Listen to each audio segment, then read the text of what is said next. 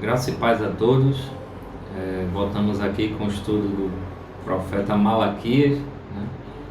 Nosso tema aqui no livro do profeta Malaquias é tratar sobre a adoração a Deus, né? Segundo Deus, como Deus olha a adoração, que vai muito além daquilo que a gente pratica nas nossas reuniões públicas, no culto, chamado culto, e nossa vida cotidiana, nossa vida espiritual é uma adoração diária, né? Então, isso tudo vai refletir a adoração. A gente já viu um pouco sobre adorando a Deus, né? Mesmo em meio à dificuldade, né? Não desanimar, adorar a Deus com o melhor, né? No melhor do sacrifício que a gente faz. O terceiro diálogo que a gente viu foi sobre adorar a Deus sendo fiel na sua palavra, né? Buscando conhecer o Senhor, instruir as pessoas, ter o verdadeiro zelo, devido zelo à sua palavra. E esse quarto diálogo que Deus tem com o povo sobre um tema que é muito polêmico, né? Um tema muito pouco discutido, eu acho, no meio cristão, né? Devido a alguns pensamentos divergentes, né, a respeito do assunto, mas que é um tema que é muito importante e Deus tratou isso aí com muita clareza, né? Em Malaquias a gente vai ver sobre isso, e o tema é adorar a Deus no matrimônio e com pureza, certo? Nossa vida conjugal, nosso relacionamento, né, vamos dizer assim, amoroso, né? Deus vai tratar sobre isso aí com o povo lá. E ele vai mostrar que isso também faz parte de adorar a Deus, santificar o seu nome, né?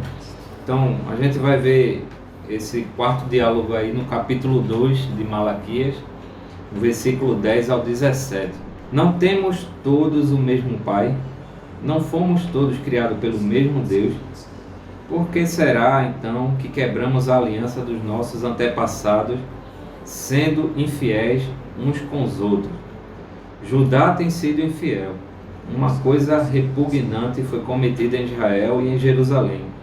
Judá desonrou o santuário que o Senhor ama. Homens casaram-se com mulheres que adoram deuses estrangeiros. Que o Senhor lance fora das tendas de Jacó o homem que faz isso, seja ele quem for, mesmo que esteja trazendo ofertas ao Senhor dos Exércitos. Há outra coisa que vocês fazem: enchem de lágrimas o altar do Senhor, choram e gemem, porque ele já não dá atenção às suas ofertas, nem as aceita com prazer. E vocês ainda perguntam: por quê? É porque o Senhor é testemunha entre você e a mulher da sua mocidade, pois você não cumpriu a sua promessa de fidelidade, embora ela fosse a sua companheira, a mulher do seu acordo matrimonial. Não foi o Senhor que os fez um só, e corpo e espírito eles lhe pertencem? E por que um só? Porque ele desejava uma descendência consagrada. Portanto, tenham cuidado, ninguém seja infiel à mulher da sua mocidade. Eu odeio o divórcio, diz o Senhor, o Deus de Israel. E também odeio o homem que se cobre de violência, como se cobre de roupas, diz o Senhor dos Exércitos. Por isso, tenham bom senso, não sejam infiéis. Vocês têm cansado do Senhor com suas palavras.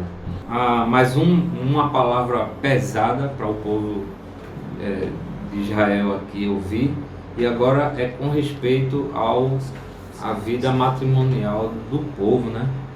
Eles estavam sendo infiéis, né? A gente pode ver um pouquinho sobre essa história do que está acontecendo quando a gente lê o livro de Neemias, capítulo 13, ali no versículo 24, a gente vai ver o que é que está acontecendo, né? Muitos dos israelitas estavam se divorciando por qualquer coisa, né? Sendo infiéis às suas esposas, se divorciavam e contraíam um novo casamento. Porém, agora o casamento eram com pessoas que não professavam a mesma fé, não tinham o temor do Senhor. E Deus vai alertar eles sobre isso aí, né? O perigo deles serem influenciados, né, pela adoração a falsos deuses, né?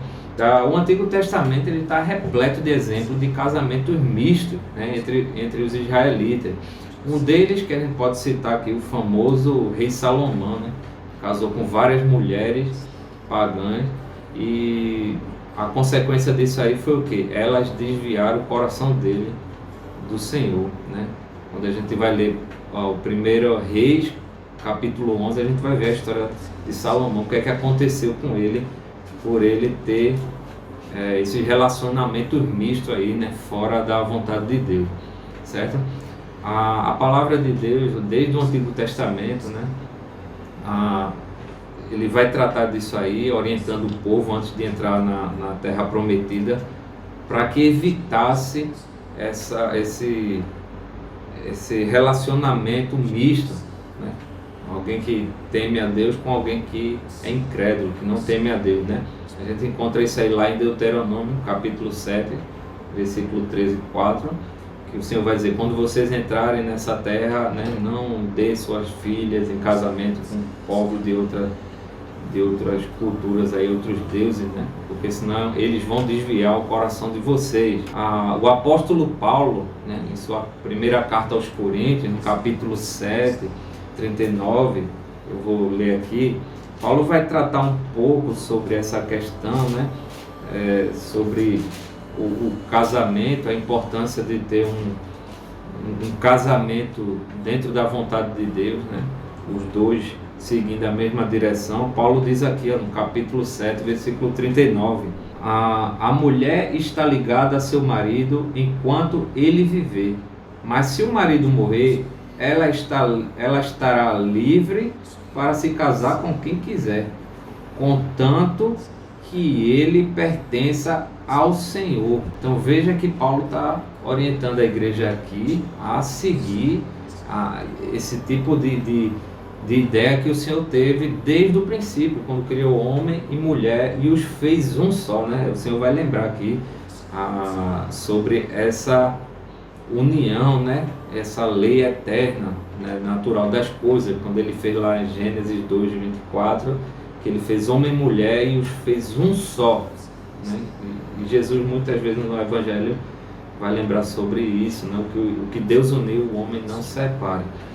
Então a história de Israel vem repleta disso, né? Muitos divórcios, casamento misto, e isso trouxe muitos problemas para ele, sofrimento, né? O Senhor está alertando contra isso, né? E Paulo aqui vai dizer, olha, a mulher ela é ligada ao marido até que ele morra e vice-versa, certo? E se for contrair novo matrimônio, que seja no Senhor, não fora, certo? Então isso é que é perigoso. A razão de tudo isso aqui se encontra no versículo 15 de Malaquias, capítulo 2, ele diz: não foi o Senhor que os fez um só, em corpo e em espírito eles lhe pertencem. E por que um só? Por que o Senhor fez um só? Porque o Senhor queria um casamento, né, de duas pessoas que professassem a mesma fé, né? Ele vai dizer aqui, porque ele desejava uma descendência consagrada. Para a gente pensar, o Senhor desde o início ele quer que a família seja um plano de santificação, né, consagrada ao Senhor. A descendência seja uma descendência santa. Não tem como alguém que de uma fé e outro de outra vai dar certo, né? Não vão ser felizes, vai dar problema, né? Então esse é o grande perigo, né? Então o que é que a gente pode trazer para nosso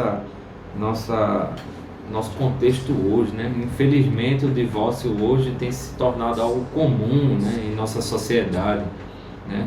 Mas isso tem acontecido com mais frequência entre a cristandade, né? No mundo é normal, né? Não vai cobrar nada de quem não teme a Deus, mas isso para um povo que conhece a Deus, a sua vontade, tem sido algo com frequência, infelizmente, né? E isso tem sido aceito como se fosse algo normal, né?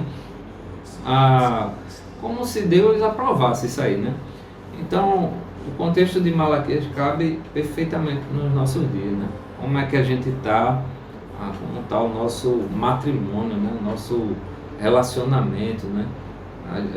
A gente que é casado, né? Pensar sobre isso, né? A nossa fidelidade com o nosso cônjuge, e para aqueles que procuram se casar, né? Um jovem que está aí namorando, tá, né? Noivando, enfim, está planejando se unir, né? Com a outra pessoa, se essa pessoa ela é uma pessoa da mesma fé, né? Para que dessa união haja uma descendência consagrada ao Senhor, né? A igreja precisa lembrar que é um povo separado, né? Propriedade exclusiva de Deus, né? Para ser um sacerdócio santo, né? E devemos levar isso também muito a sério, porque isso também é adoração a Deus. Ser fiel a Deus, adorar a Deus também no matrimônio, na fidelidade, né? Em buscar essa descendência santa. Para finalizar aqui, eu quero ler um texto que se encontra no livro de Hebreus, capítulo 13. O casamento deve ser honrado por todos, o leito conjugal conservado puro, pois Deus julgará os imorais e os adúlteros. Deus fez o casamento para ser bênção, né? Algo puro. Dali sair uma descendência pura, né? Gerações que temem a Deus. E isso não vai acontecer se a gente misturar as coisas, se a gente tratar o plano de Deus de casamento como qualquer coisa, né? Se divorciar como se estivesse trocando de roupa, né? Hoje eu estou com a mulher, não gostei, vou casar com outra ali, escolho a mulher por qualquer coisa, menos pelo temor de Deus. E isso não vai dar certo na frente, a gente vai sofrer. Então é melhor seguir o pensamento de Deus.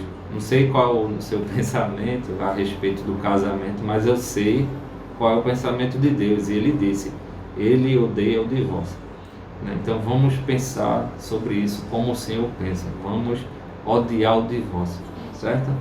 Então que Deus lhe abençoe, que a gente possa pensar, refletir sobre essa palavra de Malaquias. Até a próxima.